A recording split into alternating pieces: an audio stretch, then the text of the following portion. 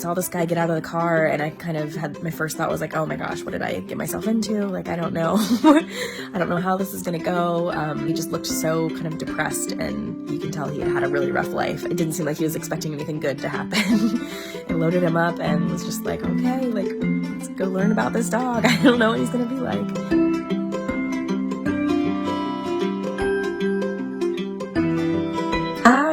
Give you a little bit of background on Bub's story and yeah, his journey with me basically. So I got him in April of 2020, and it was a pretty last minute decision. I was just I always knew that, you know, I knew I wanted to get a dog obviously, and I really wanted to rescue a dog because that was really important to me. I personally didn't want to buy a dog knowing how many dogs were out there that need homes. So I was looking for rescue dogs, and I saw a picture of Bub. He was actually listed on Pet Finder, and he just had the sweetest, cutest smile. And so I emailed the rescue director about him, and within like 5 or 10 minutes she called me and was just like, this dog is in a really bad situation, can you come pick him up tomorrow? And so, you know, it was a lot of kind of scrambling because I wasn't quite prepared to have a dog right then, but I couldn't say no, obviously. I was just like, I need to get this guy out of here if I can. So yeah, the next day I went and picked up a dog that I knew nothing about other than that one picture that was on Pet Finder, and that he had come from a bad situation. But I learned he had been a bait dog in fighting rings, which was just heartbreaking.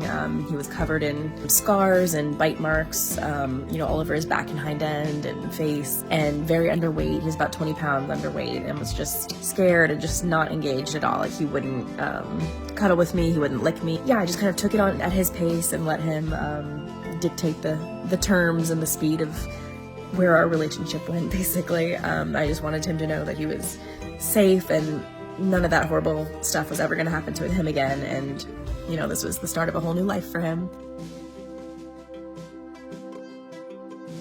You know, after about 2 or 3 weeks of having him, he finally kind of like came out of his shell and just like transformed. He's a completely different dog now. If you didn't know his backstory, you would never know he had been through such trauma in his life. He's just like hilarious and sweet and funny. He's like the most human-like dog I've ever owned, I swear. He's just got the funniest personality. He's just like kind of the perfect companion.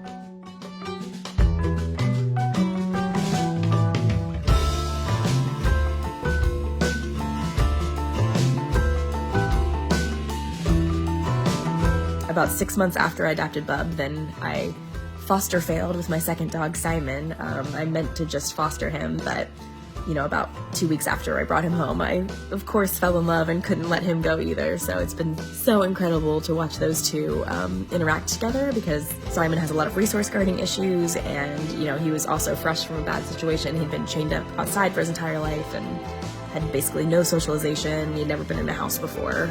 Despite any brotherly spats they might get into, most of the time they're just constantly cuddling or playing with toys together. They make every day entertaining, so.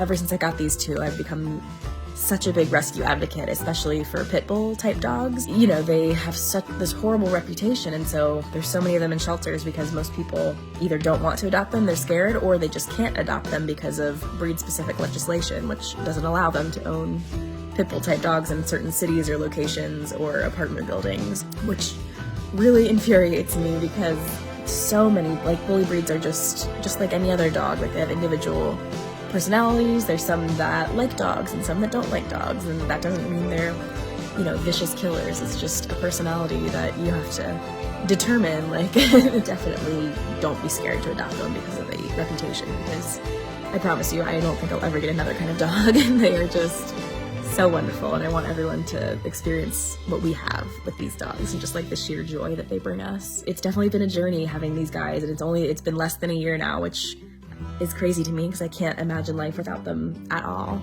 As cheesy as it sounds, they kind of complete my life. Like, I didn't realize what I was missing before I had them, and now it's just like, how did I ever live without these dogs? Like, they're just, I don't know, they're, like I said, they just bring me so much joy, and I hope other people get to experience that.